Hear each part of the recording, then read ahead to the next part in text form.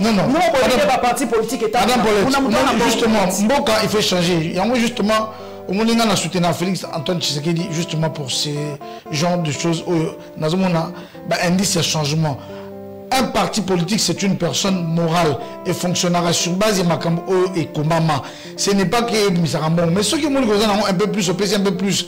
Bravo, c'est bien parce que aujourd'hui, il y a un combat. Ce n'est pas qu'un parti politique, il y a la boutique, vous avez la décision personnelle. Non, nous sommes au sein d'un regroupement d'une trentaine de partis politiques et d'une vingtaine de personnalités. Ce n'est pas une affaire d'un individu. Monsieur Bahati Lukwebo, il y a parti naïe, Yemoko AFDC, deuxième vice-président de l'Assemblée nationale AFDC, questeur adjoint à CENI AFDC. Plus grave. Ils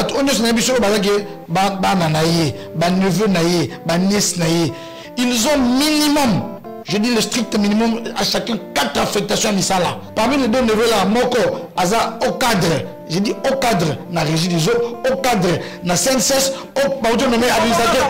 Ma neveu, en attendant, ma cabinet à président. Ce qui président Bahati, Azo qui a nommé par exemple, moi, on a Serge Bahati, administrateur tout DG. C'est normal, je vois le jeune homme se battre au front. Il est AFDC et puis il fonctionne AFDCA, c'est un combattant. Cela, ce n'est même pas le premier. Le problème, c'est que madame, pourquoi Moutoumoko, il faut Misala 4-5 et là, on dénonce Moutoumoko, Misala pendant que nous avons plusieurs chemins dans ma partie de Bissau. Nous, les partis alliés, tous de l'autre côté. Nous, on va passer de l'autre côté. Et l'autre côté, la partie travailliste libérale, PTL. Ah oui, et mettre ma tête de Wamba. Le parti a comme que n'a participé à la réunion où il a représenté. En vertu de quoi, je ne sais pas. Je ne peux répondre vraiment parce que tout le temps, je ne répondre correctement. En vertu de quel article, il y a règlement intérieur, il y a regroupement, le chef de regroupement, le chef de la parti a informé n'a participé à la réunion. C'est-à-dire, à l'ingé n'a revendiqué, n'a dénoncé. Mais quand même, il y a AFDC, moi, par un gâteau, en tout cas, FDC, à part Mandeko na ye nengo lobi bana na ye bato mosusu FDC bazu quand même 80% va servir les famille na ye, parti na ye et surtout mora na ye.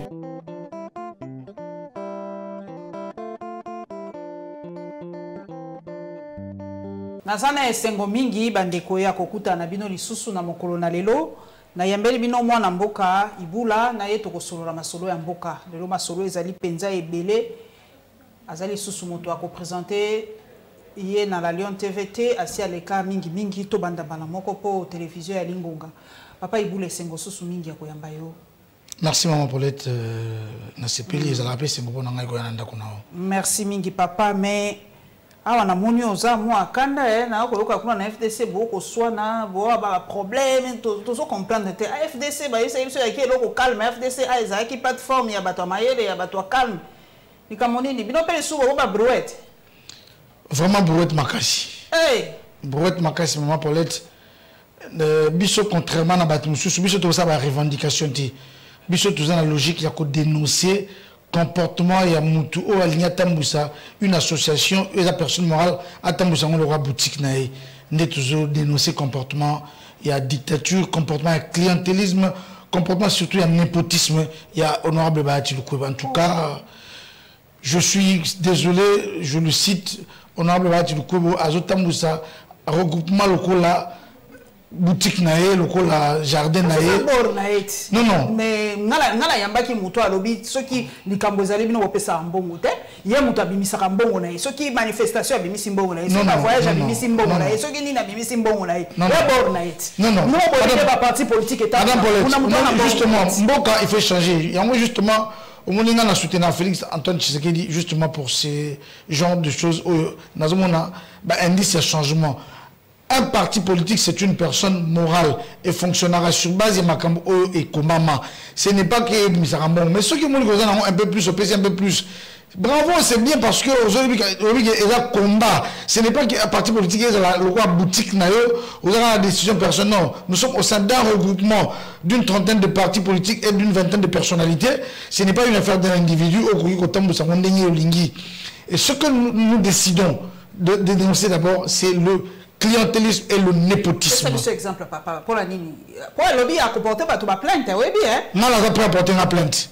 Maï. On dit oui. On dit Iboula na lobby que M. Bahati Lukwebo Azotamboussa regroupement na dictature na népotisme. Népotisme, il y a banini. Népotisme est là ici. Exemple palpable, pratique. Voilà. Népotisme, clientélisme. Banda Toza na Tosala Alliance na UDPS. Toboti Union Sacrée. M. Bahati Lukwebo a tué na Misala. Ok? Il y a parti naïe sur le nombre de partis tout ça. Yemoko AFDC, deuxième vice-président de l'Assemblée nationale AFDC, questeur adjoint à CENI AFDC. Wapili Soussou. Dans l'entreprise. Dans l'entreprise que tu collobaté. AFDC, pas de problème. Tu suis qu'à AFDC. Mais dans le cas AFDC, on a fait à tuer, pas mettre à tuer. Deux de ses enfants, ses propres enfants, Mibale, hein? Ma cousin naïe, je crois, Misatou, na ba neveu, na ba nièce. Plus grave, on est sur ba neveu naïe, ba nièce naïe. Ils ont minimum, je dis le strict minimum, à chacun 4 affectations à Misala. Na autant va combattre. Moko malgré la zamunga, attend que ça munga, aza conseillère financière na cabinet naïe moko. Aza assistante, il y a déjà Sonas. Badou on nommé comment administrateur ou toi administratrice par exemple moi aussi. Azali Soussou na CPC sur CPC et babé nango. Nako comprendre mutumoko misani. Donc mutumoko, wana kana tangi mutumoko. Et je peux te citer des noms malheureusement otiki dossier na tiki de document na voiture na kotangelo ba kombo que mututel kombo na etel azan ndeko ya président Bahati azana misala 4 5 na kotangela yo bango. Mais papa Iboula. Est-ce que ça la bongo? Mais bino ka cité tango bato bazali ko dénoncer angote. Et loko est-ce que comment na constitution que mwana ya moto ko sa mutute kaka bino to bazo dénoncer bolobité. Soka za n'est capable, où est le problème? Soka za compétent, où est le problème? Ceux qui va tout dénoncer, Madame a fait partie de la, il y a parti, avec main sur le cœur. Avec main sur le cœur, je vous dis, ceux qui président Bahati, Azo qui a nommé par exemple moi Nanaï Serge Bahati, administrateur tout DG. C'est normal, je vois le jeune homme se battre au front. Il est AFDC et puis il fonctionne AFDCA, c'est un combattant. Sinon, ce n'est même pas on a nommé le premier. Le problème, c'est que madame, pourquoi Moutoumoko, il faut Misala 4-5? Ah, et là, on va dénoncer Moutoumoko, Misala belé pendant que nous avons plusieurs chômeurs dans ma partie de Bissau. Et nous, les partis alliés, tous on est l'autre côté. Nous, on va passer dans l'autre côté. Et l'autre côté, la partie travailliste libérale, PTL. Ah oui, il met Matadouamba. Oui, il met Matadouamba. Même l'unique allié au Azoïloko, madame Adel Kaïna. Aza ministre d'État dans portefeuille. Hier Aza allié. Aza parti Aldec. Madame Adel Kaïna a nommé mon ministre directement collé directeur de cabinet Mouta AFDC. Non seulement AFDC ne comprenait pas Sud Kivu, Mouta Kabar, Mouta Katana. Je connais, j'ai été jusque là parce qu'il y a un président Langaï. Vous comprenez? Acheter 2 neveux. Parmi les 2 neveux là, Moko, Aza au cadre. J'ai dit au cadre, na régie des eaux, au cadre, na CNSS, au baouto nommé administrateur. Ma neveu, en attendant, ma zappé na cabinet à président. Moi, la place à refonder. Mais non, mais bon, que la justice, je sais pas, dans un problème, papa Bahati a dit à Kofunda Moutouni. Naï dans le lobby que neveu naïe, tout le monde a naïe, Azami Salatomi Baletomi Satou. So il n'a qu'aussi. Je vais le prouver. Et d'ailleurs, il reçoit parce que comme à Outiko n'a pas commis la partie qui a participé à la réunion où il y a au président, justement il cherche à avoir mon silence parce que je suis gênant, parce que je nous dis la vérité que gestion et regroupement dans la dictature puis dans le népotisme, je suis obligé maintenant parti à commis la n'a participé à la réunion où il y a au président. En vertu de quoi, je ne sais pas. Je vais répondre vraiment, parce que tout le temps, je vais répondre correctement. En vertu de quel article, il y a règlement intérieur, il y a regroupement, le chef de regroupement, le chef de la partie, a informé, n'a participé à la réunion. C'est-à-dire, à l'ingénieur revendique, n'a dénoncé. Mais quand même, il y a AFDC, moi, par gâteau, là, bango. En tout cas, bao bana kati FDC à part bandeko na ye nengo lobi bana na ye ba mais bato mosusu wa FDC bazu quand même 80% va servir les famille na ye parti na ye et surtout mboka na ye parce que même bato atakivu kuna mosu bazolila même na kata parti na ye bato kivu basu di kivu bazolila non kivu ko lo bato léger kaka bato ya mboka na ye na famille na ye donc ngape so na tangi combat mais moko ayaka pe na émission na ngai ya zape moto akivu te yazo eloko te no komona na tanga ka kombo c'est ça l'autre makama ba kombo nde makambo ozo imaginer kaka mais soki Chris Mukende je l'autre yo moko tangi soki Chris Mukende na muninga na ngai c'est un grand communicateur un batteur azo le côté azuni ata poste azane le côté to bunda combat politique mpona kozwa pouvoir na ko conserver yango eloko pe ba ko reprocher bino papa ibula ngape na sana na avocat du diable ouais bino bokoti na ba parti wana Pondé n'a pas posté. Thomas tapé dans Tokita. Oui. Beaucoup de personnes qui ont posté. Et ça dépend de pouvoir, mais bon, ça va poster. Mais le pouvoir, ils ont posté. Ah, donc. Le pouvoir, ils ont posté. Le pouvoir, nous l'avons déjà. Du fait que tu as un regroupement, il y a mon nez, le FDC est allié. Tu as vu, le siège est belé, il y a un regroupement à Bisso. FCC aligné à dribbler Bisso, à mon nez, Bisso, tu as boudé, tu as longoué. Tu as soutenu Félix Tshisekedi. Tu as l'union sacrée. L'union sacrée, Félix Tshisekedi, tu as dit non, Bisso doit être un changement. N'est-ce Félix Lingaka. Bisso, tu as le président m'a dit que non, Yoza, Moutam Moussa Bisso, Kende, Kolobabo. Si tu as une réunion, Makamba Kolobana réunion, nous sous. Réunion, il a monté par la conférence des présidents. Makamba la conférence des présidents, Moussou, il a remettre en application Moussou. Alors, et tout le monde dit que la nomination est Kaka. La nomination est le cas. Ah, tu me poses la réponse, moi, non, ma personne qui est ceux qui quota. Mais madame, tu montres jusque là, ceux qui ont tenu le président Marati Aïe et sa population congolaise. Na kota nini azwa Jean-Marie Kalumba Ozaï, ministre de l'économie, a remis sa mission. Na kota nini azwa moi si au Batinda na banque centrale. Mission de soutenir, non? Ouais, comment gouverneur? Non, gouverneur, tu es un administrateur de la banque centrale. Comme on a chimène, oui. Azwa na kota nini. Bon, na kota nini azwa mutu o azana seni, azwa question azwa seni, na kota nini.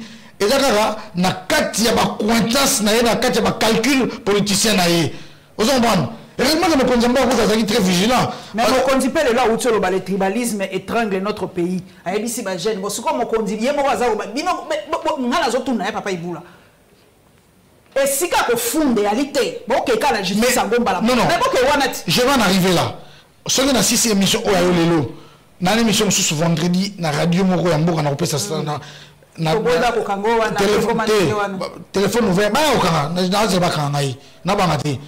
Je parlerai aussi là-bas. Si on a commis mon candidat, on a s'adresser à président Nangaï, président Bahati, parce que le président Nangaï regroupement, autorité morale n'a commis là. Et puis, on a réservé copie na cour et puis on a servi de renseignement et puis on a chef de l'État c'est de la malhonnêteté, ce n'est pas correct. Biso to côté na politique parce que tout ça bana ya batu non. Ngata tana na aza enseignant maman na azala qui enseignante, baza la politicien te minga na na vocation ko bunda pona mboka na ngai. Je suis bien éduqué, je suis correct, sincère, déterminé à faire changer le pays. La patrie ou la mort. Je suis comme ça. Non, depuis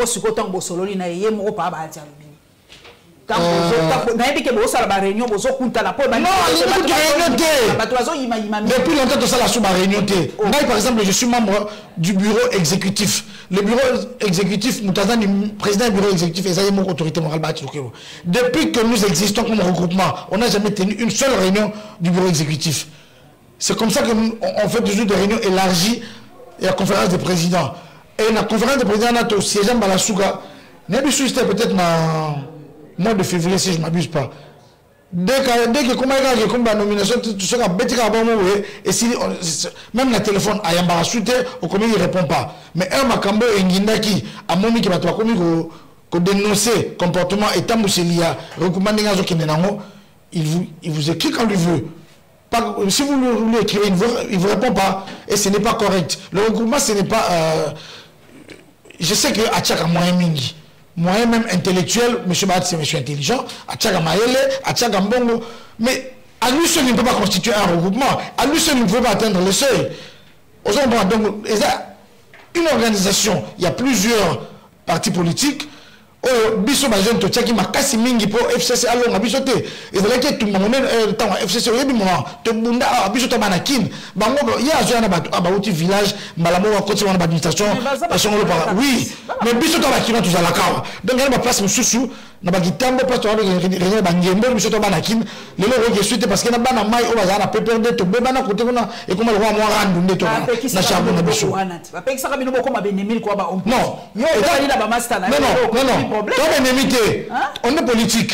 Et ça, l'éducation dépend de tous ali. Oui, il y a parti où est recruté à Batou, on va mettre en la politique, mais ce ne sont pas des politiques, ce sont des voyous destinés à faire du désordre pour taire la vérité. Mais Bissot, on est instruit, on est éduqué, on est en politique pour défendre une vision, c'est laquelle tout Kabola équitablement quitte à l'école, tout Bundela école, on a Bissot ensemble.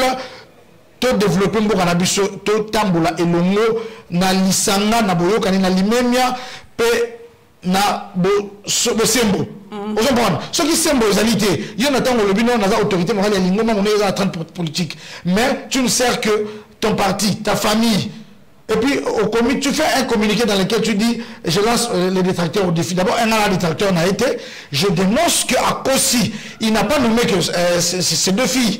Il y a ses neveux, il y a ses cousins, il y a ses beaux-fils qui sont dedans. Partout, tout ce que vous avez appris dans les réseaux sociaux, certaines personnes ont dit. Ce sont des vérités. Des vérités, il y a Kolongolaté. Vous comprenez? Mais alors, Moutoua Bongo, Oza, président de la Sénat, mais fin ici, chef de l'État, et pas journaliste, mon voyou, à l'Obama, chef de l'État, mais parce qu'il y a la nomination de la famille, Moutoua a juste sous courage en tant que combat chef de l'État. Il faut faire un pardon, pas chef de l'État. Tango ba proposera ba kombo ndengwana ba service na biso ba sala rakete te ba yeba ke wa ali mwana wa ali noko ali boffice wa ali nini po bo eli kitamboka eli logo ya ko appartenir à batonyo so mboka po ni to ejara toujours a posteriori papa na ngai po c'est tout ça fait facile à ko yeba ke wa ali mwana na ye wa ali noko na ye généralement bo frère na ndeli bato ba yeba kango généralement ba commission o sangana po na ko sala biloko wana Moutou a signé peut-être à Zalarate, il a des services. Mais il y a des gens qui Moutou Moussou, comme Azana grand charisme, Azana comme mon le rôle l'autorité morale là, il y a des gens non, tenga la ligue je peux savoir justificatif. Mais non, on va au kilo nae, au cousin nae, bah n'ami bah c'est pas un problème. Je vous dis que madame, mon problème ce n'est pas que monsieur Bahat, après ça, combat de banane, ça c'est rien. Ce qui est grave, c'est que au-delà de ils ont plusieurs affectations. Aux conseillers ministres, aux CPCE, aux CNSS, aux SONAS, aux Sénat, aux cabinet. Mais pourquoi on faire 5-6 de cousins, de neveux? Le problème, c'est pas peut-être partie. Bon, ça, c'est même pas ça le problème. Le plus grand problème, en plus, lorsque vous désignez, ça se fait comme si c'est là, ce qu'il y a CPLI. Nous sommes dans un combat, on est ensemble. Maintenant, le combat, il faut mutiler FCC. Il y a qui m'a dit que Belgique, qu'on s'est reposé, qu'on batte parce qu'il était en danger de mort. On le recherchait à tous les moyens. Mais je te tire à la cara. Tokena ba tribunal to bunda ba tumba na ba voyou bata FCC ba zatinda prendre. Mais le combat c'est on le met ensemble. Mais lorsqu'on prend des décisions, par exemple au cours d'une conférence de présidents, on prend des décisions, on établit un PV que non bon voici tu en as 3 candidats. Or les candidates à côté de combo oyo yé mais au sous-traboyer malgré PV la conférence de présidents aux instances suprêmes il y a un mouvement comment on sous l'équipe. Et ça bon je donne un exemple, la dame qui est questeur Yasseni. À l'église, il y a une volonté, malgré tout ce qui s'était dit à la conférence des présidents. Mais pourquoi lorsqu'il faut nommer Batuna Kota, aujourd'hui tu t'accroches au fait que non, la conférence des présidents, ça un quota. Oui, tu peux savoir quota, mais il y a combien? Mais on nomme combien de personnes? Les neveux, les 2 enfants, les gendres, et puis ma collaborateur, dans ma relation, je ne sais entre guillemets comment, donc le monsieur a déjà nommé plus de 10 personnes. discours de Mouké. En plus, autour, il y a une vingtaine, une trentaine de personnes qui ont minimum 4-5 boulots. Okay, pendant qu'au sein de nos partis politiques, nous cherchons, il y a repris ça bateau. Attends, moi, il y a Mouké, to Kaboula Mouké, pour vivre mon agrément, to regroupement. Parce que le coup, regroupement FDCA, les Anango, le coup, M. Batil, comme en tant que président, en tant que bon organisateur de la structure politique, comment se fait-il que maman va partir de ce moment on sur le théâtre, c'est comme si on n'est pas considéré. Merci papa. En tout cas, il a à partir il a yambaki pe mutako na kata pe akolela ka likambo yo na moni penza ke boko panza la kala te. Non seulement ça. Na élection ezo. Non FCDC bango parce que le monsieur ne sert que batou ya quoi na yé. On a élection ko le ka boko. Au central. Batako au central. Le caucus du contre central m'a contacté ba non ndeko yo si ça ko loba to sanga poto mamukanda elongo. Bat biso bato kwango batu ya Siliki parce que ce qu'on a le nombre aussi à nommer. On nomme ça quand il par exemple administrateur DG, mais au sein des cabinets, au sein du directeur de cabinet, tout va t'acquiver. Directeur de cabinet, il y a portefeuille. Directeur de cabinet, portefeuille, Adam ta Sud Kivu. Directeur de cabinet, travail, Adam ta Sud Kivu. Directeur Kaba, il y a Sénat, Adam ta Sud Kivu. Bah du coup, le roi cabinet, deuxième vice-président invité, on a déjà donc on a Sud Kivu toujours. Aux hommes, est-ce que ça l'a bon? Nathan Banoé, par exemple, n'est pas qui est directeur, il y a président Sénat. Au début, il y a Dirkab, Marc Kila. Bon, il y a Marc qui gouvernement, à titre professeur Moussou. Et il y a un bon mot. Après, on sait sur notre école Moussou, au tel parti Moussou. C'est bon, il y a un bon mot au sein du cabinet. On sent que nous travaillons. Nathan, tout à l'heure, problème dans FCC. Ma partie est moi qui nous étions FDCA. Sur la ligne de téléphone, on verra. Ça c'est vrai, je suis baptiste. Mais lorsque mon chef ne marche pas correctement, je dénonce le népotisme. Je dénonce. Pourquoi message ici qui en tout cas que nenango tina suka pour éviter na 2023 na éviter sur alliance aux associations. Non, c'est pas ici batoté bon. Déjà sur FDCA comment un chef d'un regroupement a retenu de la Moutoumaloba Asengi, président de la partie Akomelanga, qui n'a participé sur ma réunion. D'abord, je sais que la réunion au président a été le parce qu'Okima a la vérité, parce que tout le député va se rendre déjà pour la vérité. Non seulement au nommé ministre, au directeur de cabinet, on t'a posé na yo, au parti na ressources, il y a un bon cabinet ressources, aux et puis bana ma cousin, au tu peux 5-6 boulots, ceux qui va tout dire ma preuve. Les preuves existent parce que dans mon voiture, dans bureau, partout je suis j'ai des listes, ma combo, na misala au bateau, 3-4. C'est pas correct. C'est pas correct. Donc, structure le rôle au Sénat, il faut un mouvement exemplaire à côté du chef de l'État. Parce que le chef de l'État a un lobby changement. Voilà. Disons que mon candidateur sur mon ami, ma collaborateur, ma collègue peut par exemple, non, ma compagnie un changement, ma ça ma camboura, n'engemboga ezalaki, mon toto mama, tonasemba, soyez. Alors, où allons-nous? Papa nanga to kende kasina likambo mususu esali bato pasi lelo to kende penza na Congo profond na moni ba image moko lelo mwana mboka moko ba betie na bawewa na kuna na Katanga akufi azaki pasteur omoni bilili wana lelo na monité mais déjà parce que le bawewa je dis nous avons un problème sérieux ici pour ba lobby vraiment façon ba zuiye ba betie soko lingi lokwa ta utangi ta ko kendo ta na ba réseaux sociaux ba beti papa bo lukela nga kombo na ye Charlie kombo ezoki mangai on a qui vraiment sous émotion, bah bois qui est dans la police quelque temps après, bah bêtier bah le bien qui mouille un Kinois qui est allé à Lubumbashi, on a battu mingi bah au Twitter ou en tout cas depuis Tongo. Bon, on a les Camerounais pour ça la passe. Maître Loariba lobby en gros, na PCMbo ta lobby moyen te Boukas Emmanuel, a lobby même chose. Côté image ya moto ango donc ba lobby ba we wa baliko yokate mais faut y nani même ana kishasa baliko ba we ba roula à contresens ba na code de la route ya bango moko mais il y a quelqu'un qui s'occupe de la police ici responsable provincial de la police ou azana police de circulation routière azana msore na sur bureau 2 monsieur ceux qui va bureau 3 je sais pas pourquoi autorité l'état est en crise na mboka na biso ce sont des gens qui n'aident pas le chef de l'état. Les Congolais, mais les moyens là, ils s'en servent pour autre chose. Est-ce que au que l'État est allé? Non. Déjà depuis pouvoir élégant, il y a M. Kabila, ce comportement-là, il y a Ezalaki. Maintenant, si il y a les c'est comme si Batu Bazana na responsabilité, Bazon n'a pas l'accès. Ah bon, on était que Kabila Bouta a moins bien Félix dans ce côté. Voilà pourquoi je dis toujours à mon chef, excellence, en tout cas, au taper du poing sur la table. Mais pour tout le monde, sur la table, le discours politique, il y a l'institution, il y a la réalité. Il parle du social et puis il y a marche en boca. Au taper du poing sur la table, nous avons tout ça mobilisé. Tout ça, c'est la représentation de tout ça. Donc, il peut récupérer Estéwana aux attitudes. Il y a Moutouamboka et dans la guerre. Les lobes n'amboka papa Iboula, là-bas, comme est-ce que Mboka Ngoto a payé souverain? Olanda qui discours ya papa moko bokonzi akuna alobi biso to ya wapona ko tokotika la Mboko pona ko aider bino pona ko sécuriser pona nini boni. Ya ba Mboko ba ko tuna. Est-ce que toi les sous souverain?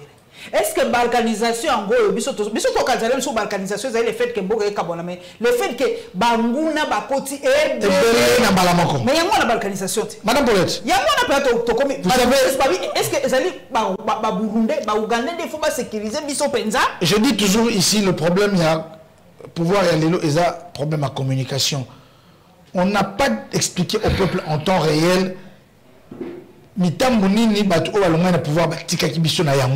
dis toujours parce que ceux qui les gens en prenaient le pouvoir malgré qu'ils étaient ensemble qui courage à décortiquer petit à petit quels sont les accords qui ont été signés le Bakinini a donné de recours à bloquer le président. Je retiens une phrase qu'il a dite qu'il y a des réalités qu'on n'arrive pas à cerner lorsqu'on n'est pas au pouvoir. Ça c'est sorti de la bouche du président Félix Tshisekedi. Et vraiment la réalité il y a Makambo signé qui déjà il faut tellement au Sanganana parlement n'a pas service de sécurité n'a population pour te revoir yango c'est là la difficulté ce qu'on t'a bien Babylone va signer déjà kala avant y aya au jeter mais azokoma ennemi ya mindele eza mingi mais batu o azana bango entourage na ils n'ont pas su communiquer à temps. Maintenant ici le peuple même dans l'école il faut avoir même 1 heure chaque semaine pour expliquer quels sont les enjeux autour de la guerre Est. Pourquoi y a-t-il trop de guerres, trop de conflits, trop de groupes armés à l'est de notre République. Il faut qu'on explique ça aux enfants dès le bas âge à l'école.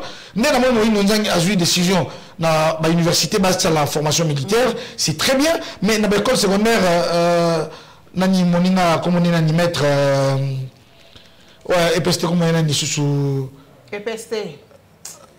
Tony, hein, maître Tony. Au compte ça ne fût que 45 minutes chaque semaine, pourquoi il y a trop de conflits armés dans l'Est et en Mboka na biso. Nini mindele bakani basa la biso, nini bavoisin bazo la biso. Attitude nini congolais face à dès le bas âge pour que lobby a la visionner parce que au Talibien, l'ennemi en interne est très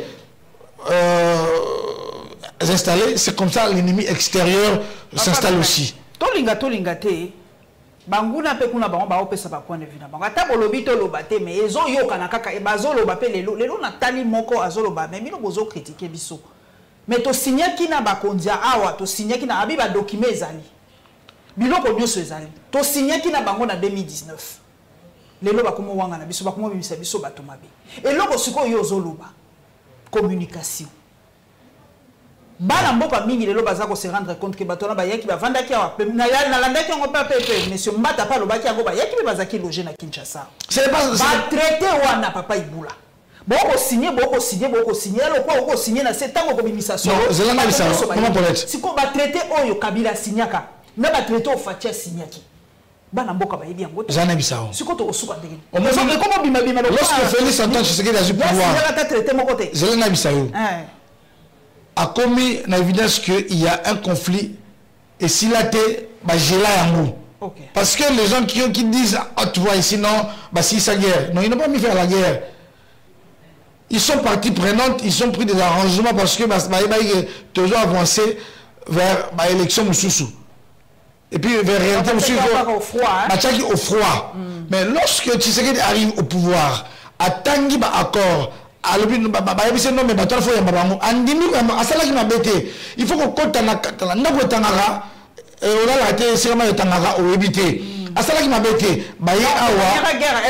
c'est ça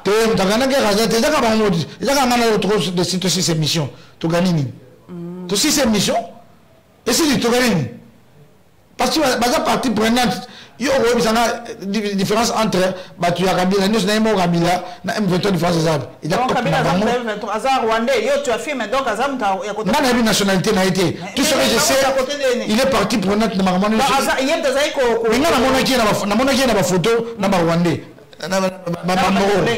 Bamboro. Ah, baza so mononi. Ah, mais Félix c'est pas Yambaki Bangwa, baza so mononi.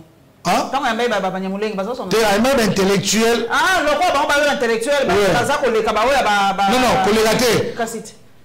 Bah ouais, Maki Awa, ils ont monsieur Bolatse Bangoja Mukanda baza ba congolais. Donc les infiltrés bah oh ana ba congolais. Ko kisi ba Bamboro ba Bamboro. Te kifuti. Te ba uta kifuti ba uta ki côté ba uta kuna nebi mboka ba. Ba tchadien.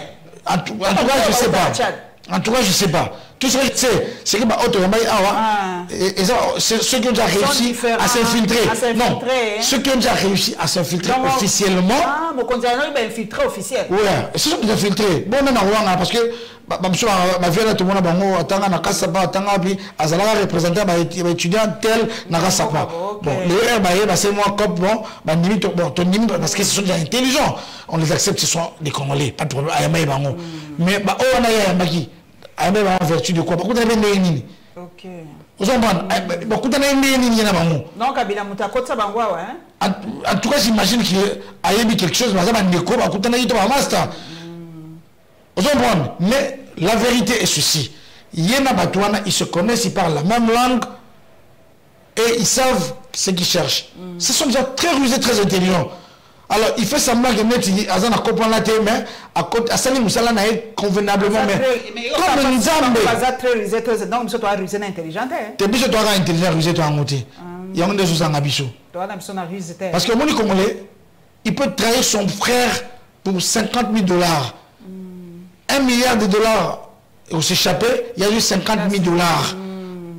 Vous en prenez 1 milliard de dollars, n'a pas de connaître le Katwa Koufi. Mon Congolais, la légèreté. Mon bout de le peuple est très. Le peuple est très corruptible. Mon bout de donc, Congolais, il faut ailler que mbongo la facilité za mbongo buzoba mbongo salité et c'est ngeli oza mbongo na musala mbongo na komba et loko leki mboka na yo ezate il faut to bundela mboka obi na Grèce antique ezalaki monde de trahison hein obi si constitution muke babomio yango na nabisa toujours fachi na allure otozo kende lelo po atel le misa mutu azala un bon chef au lobby a otika sango et c'est ngeli ba très très so bazokanga oza agent payroll ki mbongo ba soldat za na guerre oza Ozalaka Rwandais to inséré to la soki M23 soki CNDP to ba inséré yo okomi ko teka plan ya armée mboka ba bombi ba mata masana mala moko na jour moko bena bomi san ta to kundi droit de l'homme lobby mais to lia fufu to me kotala to continuer pe to le mikati muda kufati ozomon mais le chef sera respecté, la République sera respectée et protégée. Mais tant que tous ceux qui ne veulent plus diplomatie, ces gens-là ne comprennent pas ce langage. Je le répète ici, madame, nous devons prendre maintenant une attitude belliqueuse. Tout ça, la négociation n'a cessé, n'a diable, tout ça, va arme. To beta kigali mo soto beta na mambo kozo ngo ndeni po ifo eza ka comme to ko wata na ngola awa to ko bere butu katika na mabotu et wa le même jour je ba yebi plan na bisoté les jours soit 3 heures du matin ba ba mutai ba plan na binoté mais justement ba to ba yeba kutu mutu azoko awa ndenge nini avant même ke ba yamba mwana oyo ba ka dzembela kite ba dulesi ba yeba ke ba ko yamba ndenge nini na kutu ba yambite mais essayer panzana ke première dame ko yamba 48 heures même. Oui, c'était même 48 avant que le premier dame Yambaye. C'est pas qui t'a Yambaye. Mais aussi que président Tokobomba, c'est que les bisous. Vous avez vu qu'il y a un problème. Il y a certains problèmes, madame. Donc, nous devons changer les tactiques, nous devons changer les partenaires, changer d'attitude. Pour Nanaï, géostratégiquement, nous avons l'avantage. Il y a la ville côtière, il y a la capitale, il y a la capitale de Burundi, il y a la capitale de Ouganda. Ceux qui te frappaient Gisenyi, te frappaient Kampala, te frappaient Kigali. Dans un premier temps, au cours d'une nuit, guerre est reçue à maman. Parce que tu as la possibilité, la rébellion et tu peux s'occuper sur un problème et comme un problème rwandais, il y a un problème congolais. Mais tant que toujours Tikambo Kanabiso Boye, la négociation autour de ce qui est, et je pense que c'est temps, il y a créé ma stratégie. En attendant, nous, on a toujours des traîtres. On a aussi des opposants ici qui ne réfléchissent pas pour l'État, ils ne réfléchissent que pour des postes. Ils ne réfléchissent que pour la poste. La méthodologie que mon chef, l'autorité morale. Non, n'est-ce pas Mouzito à l'Obakito ça la guerre na Rwanda. Ils ont de la poste na. Vieux Adolphe mais Vieux Adolphe à l'Obito Bunda parce qu'il est réaliste, parce qu'il a été au pouvoir, il connaît ces gens-là. Il connaît les enjeux de cette guerre. Mais pourquoi nous pourquoi Balobi, tu as l'impression que tu as cédé quand on a ce qu'on appelle les facteurs de la politique. Parmi les facteurs, il y a l'éducation personnelle, il y a la formation académique et professionnelle. Ce sont des facteurs qui influencent les attitudes des décideurs. Ça veut dire que moi, la Doudou Leboula, si j'étais le chef de l'État, je ne ferais aucune négociation, mais les négociations, elles ont cessé à armer clandestinement pour frapper Malmo ici là. Mais celui qui s'était dit comme Madame Kakimia, après cette possibilité, ça c'était pas un africaniste, c'est Félix Tshisekedi. Azom il a appelé sa chance. Et puis il faut voir que, le niveau de tirer la Ibiso, il y a capacité à frapper. n'a pas tiré biso, bah tiré biso au niveau où il doit capable de déclarer directement guerre. Mais tout ça quand c'est armé, voilà, même au plan numérique. Au plan numérique, tout ça n'a pas soda et belé. Mais est-ce qu'on a des armes? Oui. Mais est-ce que stratégiquement, on avait des gens bien ficelés, on va dire que ceux qui tactiquement quitté le terrain, plein de biso et balaté.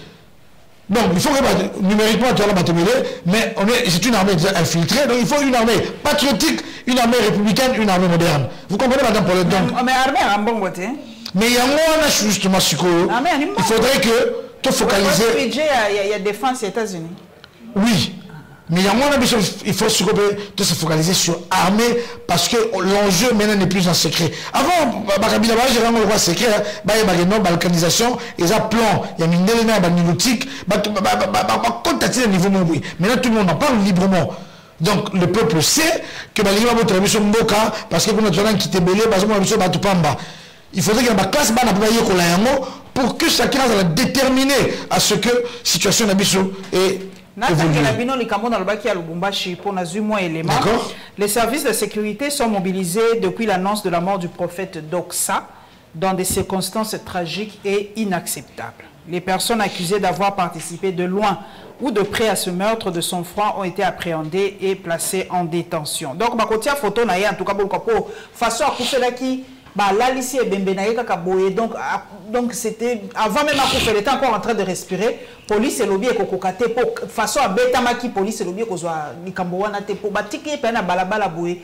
C'était vraiment horrible. C'est un acte de plus, c'est vrai un acte isolé de plus qui montre que bah oui c'est vraiment horrible.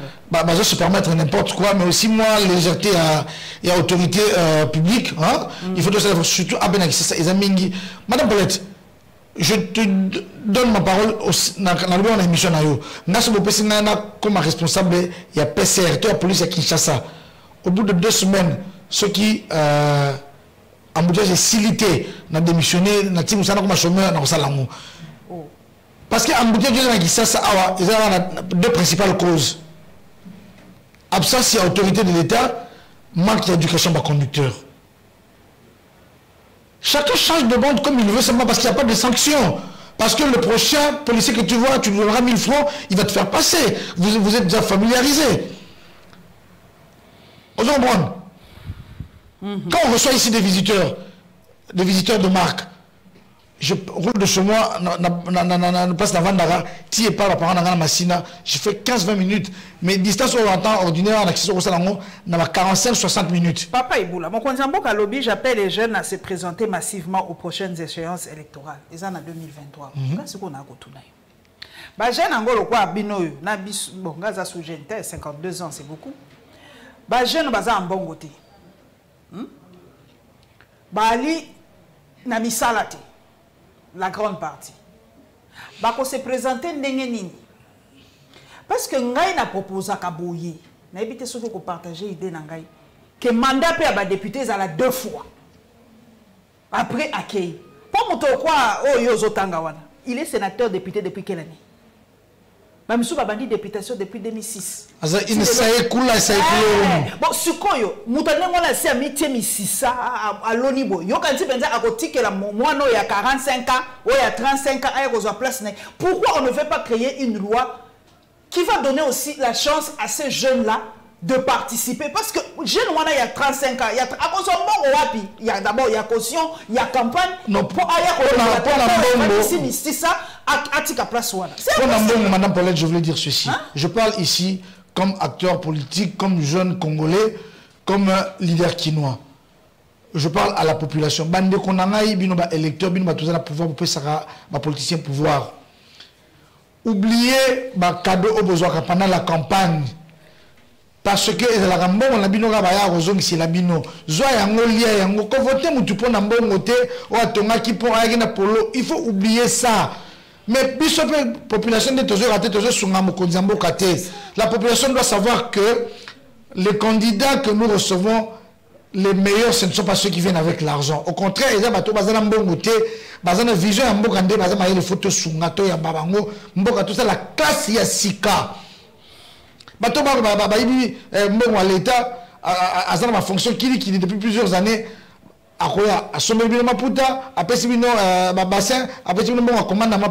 il disparaît, il se sert. Donc population ne fait fondre la mise parce que il y a une nouvelle classe politique. Nouvelle classe politique, c'est pas seulement la jeunesse d'âge, mais aussi la jeunesse comportementale. Ce sont des gens nés de nouveau dans mœurs. C'est ça la nouvelle classe politique qu'on veut. Donc, les jeunes va se présenter,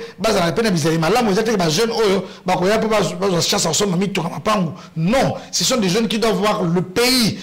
La frontière, ils ont souffert pour Nanini. Parce que les calibosso, aux États-Unis, à Bosnie, à Congo, allez à Tekimboka.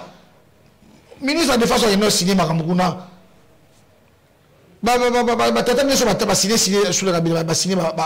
Ce sont des vrais Congolais, soi-disant, de père et de mère.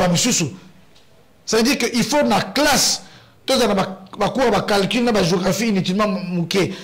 Tout le cours civisme, la valeur, yambo cannabiso, bolingo yambo cannabiso, patriotisme. Ceux qui doivent dire yambo tembo cannabiso, l'obito comme un esclave. Et ma King Kester est mené à perdre son âme, Kouloutou. Oh bampi kanabeto mekuma banfumu bomekuma banfumu nantwala na beto bomekuma kutekila beto finda na mbongo eye mama na mboka oyo tabule ya lobi toujours quand na mboka na kuna ba prophète ba utana tabule alobaki soki ba jeune oyo tozo formé bango bien télé le lobby. Nous deviendrons des esclaves. C'est ce que nous sommes en train de devenir maintenant, petit à petit feu. Pour la formation de base, elle est malade. Madame, il faudrait que la classe, la mathématiques, géographie en France, on s'en fout éperdument. Mais la patrie est sacrée. Il faut mourir pour l'école. Il faut dénoncer.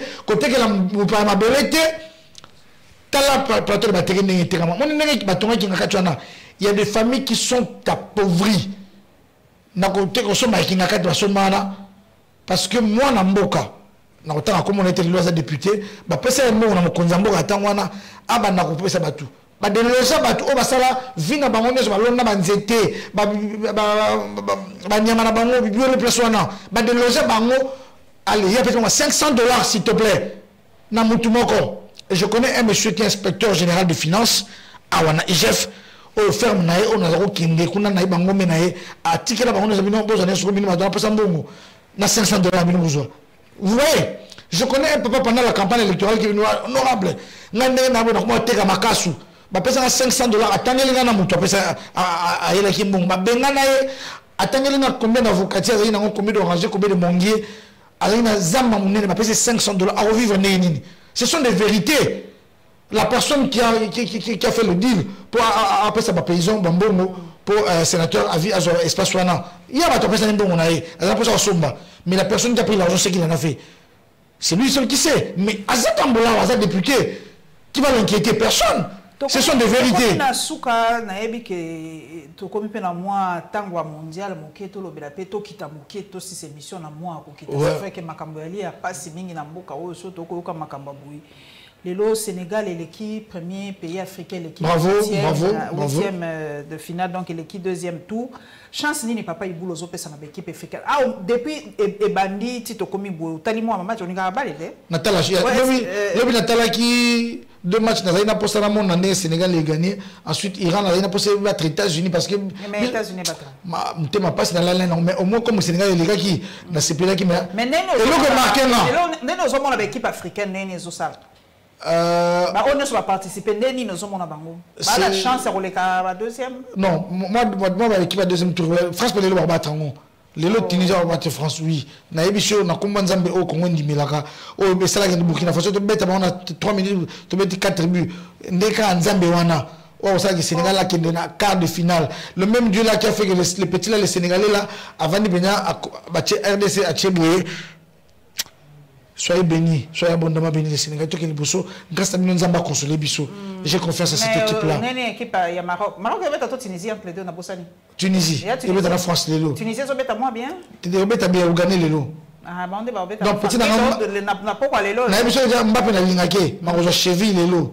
Na 10e minute. Kanaka obe na ngai ndo kité mais je te parle comme homme de Dieu.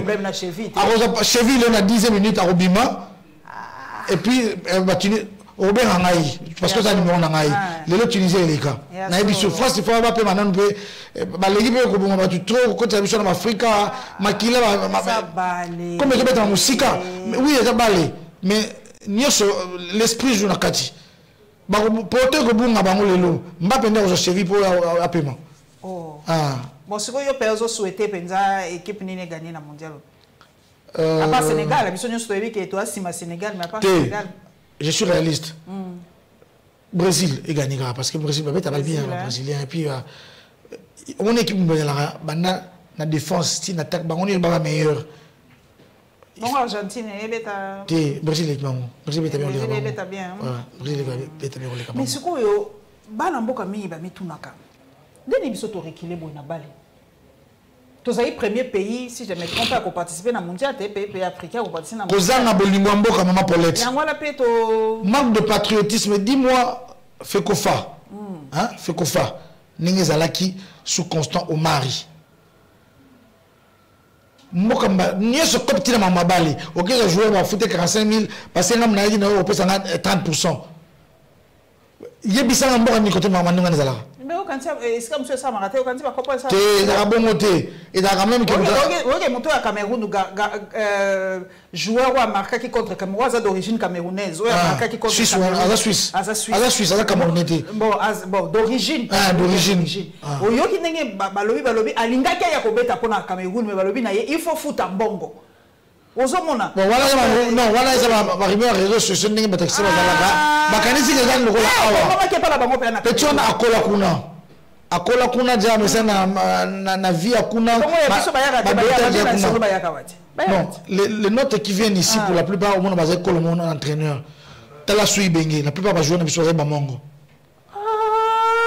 Na ba dotangi la yo? Tanga nalu. Je te forme parce que comme on a Iboula, il y a comme ceux qui ont tali équipe dans la combien de personnes 12 non? Ceux qui ont une équipe où il y a 4 écoles au Moro, c'est-à-dire que la majorité, sur combien d'écoles au Congo dans Nathan et bien. Joueur de papa Iboula. Tu dis qu'on a un joueur. Oh, mais tu as un joueur partout. N'a pas un joueur basali, tu as un balle. Mais ils n'étaient pas contactés. Je te dis que sous Ibengue, la majorité des joueurs basali Bamongo. Après, monsieur Zoroyo, non, moi la ministre était la bête à balle, à ta fouteur Bachaki. Ce qu'on tourne à Oro en Mozana Congo. Mais fouteur, hein. Je te dis, grand joueur pour Bazali, oh, Bazali a découragé seulement parce que Bazali a un discours bien dit. Vous comprenez? Alors, il y a cop. Na ba vena ngaka bulu ba journaliste, on a dit journaliste. Ba koti ma mango. Ba vena constant mari na ba équipe ba entraîneur tout ba tripatouille tout ti ko tama vuya ba ministre ba et comme cop. Donc manque de patriotisme, ba ndonné na zo ba. Et on te voter. Ce qu'on voter Félix Tshisekedi. To ba député na ba sénateur Fongola miso mona mutazana ba polo belé ba drapeau belé ko voter été oyebi ke no muto banda kala abanda azamuyi to voter ka président musute ka fili o ba tika bango tout ba député boko longwa biso voter na place na bino to sa ma Congo parce que to dans bon Congo bino besoin ba jana mbongo boke na pena comme entrepreneuriat bo sa ba société bo engager ba jeune et puis ba tout ça ça mbongo belé et puis comment c'est si malango tika biso politique o le ba ko kota biso ba mbui pour ka dongo zo cha mboka vuya. En tout cas, Congolais fongola misu mbongo lia eza mbongo mboka. Biso ba Congolais to sengi na mokonzi mboka. To sengi na mokonzi mboka Félix Antoine Tshisekedi to lingi kimia na est parce que négociation zo simbate pesa biso mando ki toko dans la Rwanda guerre et aussi la guerre qui sa bolingo et la bolingo qui sa guerre et la guerre. Donc tu as mando qui soit te beti gigali te beti giseni sur ma kolobiso tu to koti to kangi bango mo shamu daina mo na msala ne mo Rwanda comme les gens Rwanda to vandisi bango ba moko ba la poso Rwanda mais to question na nga guerre donc guerre et soit na guerre mo konzamboka to zo soutenir mamno sur ça là ba négociation na to lingi yango te to keka na guerre mbala moko. Merci papa en tout cas merci mingi nengo disponibiliser tana yo ya ko lobela biso na émission. En tout cas, na boaki li susumbela ba député tobenga kabino bato ba vota kabino moni nde bozolo ba vota bino so bazo benga bino atabo ya kolobela makambo yango bolinga ko yate na yebi to soki nga na bangisa ka bato soki pe na zaka dragon soki pe na zaka nini okobenga bango balinga ko yate niveau te niveau lelo ba yembeli bino mande Cécilie ba jeune ba yembeli bino ko na Assemblée nationale mande Cécilie bo fungwa matoi to komona na Balasi.